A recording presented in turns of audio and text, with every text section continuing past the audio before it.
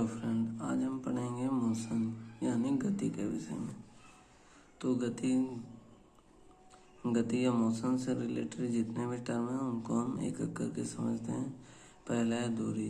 तय किए गए मार्ग की लंबाई दूरी कहलाता है। यह हमेशा पॉजिटिव होता है। विस्थापन किसी निश्चित दिशा में दो बिंदुओं के बीच की लंबवत तथा न्यूनतम दूरी को विस्थापन कहते हैं। ये 0 भी हो सकता है। उसके बाद चाल इक्वल टू दूरी बटा समय होता है। वेग समझते हैं। वेग क्या होता है? किसी निश्चित दिशा में चाल को वेग कहते हैं। त्वरण या एक्सेलरेशन इक्वल टू वेग में परिवर्तन की दर बटा समय।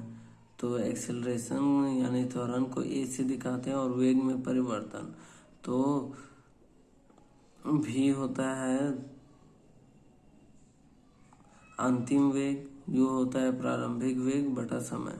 तो अंतिम वेग में जब प्रारंभिक वेग घटा देंगे तो हमको अंतर पता चल जाएगा कि कितना अंतर हुआ, कितना परिवर्तन आया वेग में। उसको समय से भाग देने पर हमारा त्वरण निकलता है। यदि समय के साथ वस्तु का वेग घटता है तो त्वरण ऋणात्मक होगा, जिसे मंदन या रिट्रेडेशन कहते हैं। अब आता है प्रक्षेप गति या प्रोजेक्टाइल मोशन। जब वस्तु नियत त्वरण से ऐसी दिशा में गति करता है जो उसके वेग की दिशा से भिन्न होता है। मान लो कि जो वस्तु है वो ऐसी दिशा में गति कर रहा है, हम लोग देख रहे हैं कि ये यहाँ से वस्तु गति करना स्टार्ट करता है, इसके वेग की दिशा ये है, लेकिन अब इस दिशा में ये गति करने लगता है। हर बिंदु पर उसकी गति की दिशा परिवर्तन होती है और वेग की दिशा अलग होती है। तो जब वेग की दिशा से भिन्न दिशा में गति करता है तो वो प्रक्षेप्य गति कहलाता है। इसका पथ हमेशा वर्गाकार होता है, जिसे प्रक्षेप्य पथ या ट्रेजेक्टरी कहते हैं। अब है कि ये प्रोजेक्टाइल मोशन जो हो गया या प्रक्षेप्य गति, तो इसका कितना समय तक ये गति में था, हवा में था, वो निकालना है। तो क्या होगा? Time of flight equal to 2u sin theta by g. u क्या है? प्रारंभिक वेग होगा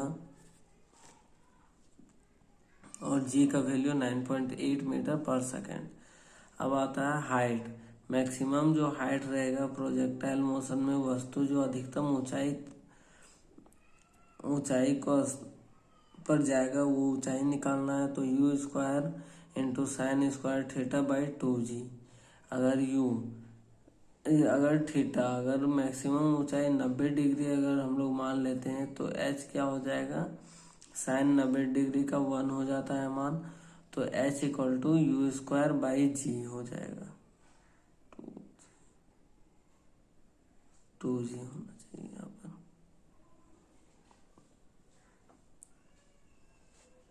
यहाँ 2g होगा। उसके बाद r जो प्रास है, रेंज है कि कितना दूरी तक ये जाएगा। तो उस रेंज को निकालने के लिए हम लोगों का जो फॉर्मूला है u square into sine theta by g. अधिकतम प्रास के लिए हम लोगों को क्या करना पड़ता है? जो यहाँ का जो थीटा का मान है वो 45 डिग्री रखना पड़ता है।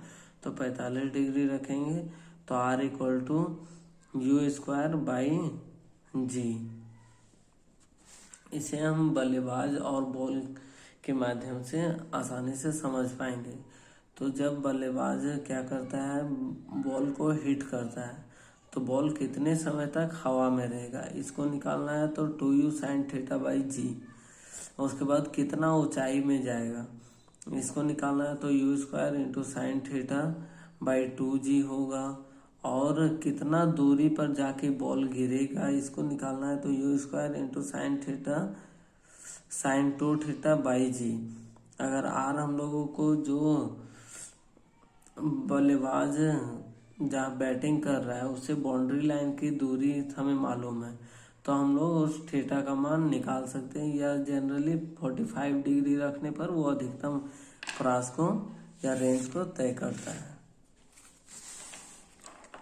अब आता है कोणीय वेग। कोणीय वेग एंगुलर मोशन। एक वृत्ताकार पथ पर गति कर रही एक वस्तु 1 सेकंड में केंद्र पर जितने डिग्री का कोण बनाती है वह उसका कोणीय वेग कहलाता है। यदि वस्तु 1 सेकंड में n चक्कर लगाता है तो कोणीय वेग 2πr(n) हो जाएगा। मतलब कि बोल रहा है कि 1 सेकंड में जितना दूर वो घूम गया वृत्ताकार पथ पर कोई वस्तु जो यहाँ से गति करना स्टार्ट कर रहा है, ये 1 सेकंड में कितना डिग्री घूम गया है। तो मान लो 1 सेकंड में वो यहाँ तक आ गया, तो ये जो दूरी ये कितने डिग्री का एंगल बना रहा है, यही एंगल से कहा जाता है, उसका कोणीय वेग कहलाता है। तो कोणीय वेग निकलता है 2πr(n) बट 2πr(n)। अगर n चक्कर लगा ले रहा है तब n आधा चक्कर होगा या 1/4 होगा, जो भी चक्कर होगा उसके अनुसार। तो आज हम लोग देखें गति चैप्टर पढ़ते हुए आज हमने पढ़ा दूरी को, विस्थापन को, चाल को, वेग को, त्वरण को, प्रक्षेप्य गति पूरी बढ़िया तरीका से हमने समझ चुका है। अब कोणीय वेग भी समझ गए हैं। अब हम लोग नेक्स्ट क्लास में न्यूटन की गति के नियम के बारे में समझेंगे।